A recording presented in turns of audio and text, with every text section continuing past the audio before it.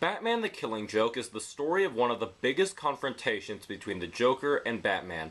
The Joker has a plan to prove a point to Batman, all the while flashbacks are shown of the Joker's supposed origin. There's drama, there's punches, and so forth. That's really all I want to say without spoiling major plot points of the film. The Killing Joke is highly regarded as one of the best Batman and Joker stories ever told. People have waited years for this to be made into a film, and the return of Mark Hamill, Kevin Conroy, and Tara Strong as their characters from the original Batman the Animated Series got fans even more excited. So, was it worth the wait? Well, yes and no. I'll start off with the positives. The voice acting is terrific. Mark Hamill continues to prove that he is the definitive Joker. Every word he says is carefully said and perfectly toned. He owns this role. The same can be said for Kevin Conroy as Batman and Tara Strong as Barbara Gordon, but it's clear that it's Hamill who steals the show. The animation is okay to look at, and feels like you're watching a comic book come to life.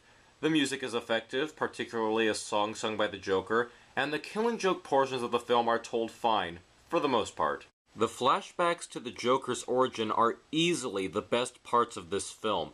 It's presented in this noir-esque style that highlights the despair and horrid situation this unnamed man is in. It's also the first time Mark Hamill has played the Joker before he actually ends up becoming the Joker. He plays it like an older Luke Skywalker, but with the same inflations in his voice that Luke had. Maybe that's just me, though. It's always been my favorite part of the book, and it's my favorite part in this film. One of the main criticisms I have with the film is the first 20 to 30 minutes. The Killing Joke is a pretty short story, so it makes sense that it must be expanded upon to make a film. We focus on the relationship between Batgirl and Batman, which seems like it would make sense. Without spoiling anything, what they do with the character of Barbara Gordon is bound to upset a lot of people. It certainly left my audience divided. The character is reduced to being a kind of spurned lover in many regards. I hate to make the comparison to Bella Swan, but it really felt that way. With Batgirl's huge popularity, you would think that there would be something more rewarding done with her character, but sadly, it's quite the opposite. Killing Joke is highly regarded not just for the story and art, but also for the writing, and for most of the time, it comes off naturally in this film. But there are many other times when it doesn't.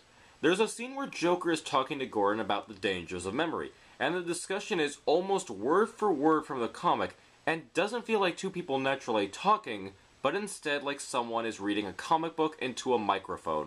To elaborate more on the artwork, while it sometimes looks really good, there are equal times where it's not that impressive, and almost subpar to other animated DC films. It's lacking a lot of the grit Brian Bolland brought in his artwork for the original comic. The film isn't really even that violent. Aside to a few bullets to the head and some minor swear words, I don't know why this was rated R.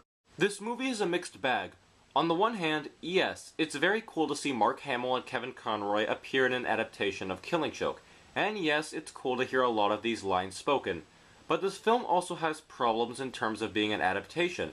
Comics and movies are two different mediums, and what works in one does not necessarily work in another.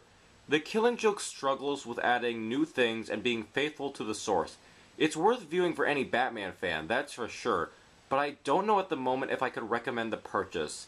Skip the first 20 to 30 minutes and you're sure to end up getting the last laugh. Thanks, this is an O.M.M review, this is O.M.M, signing out.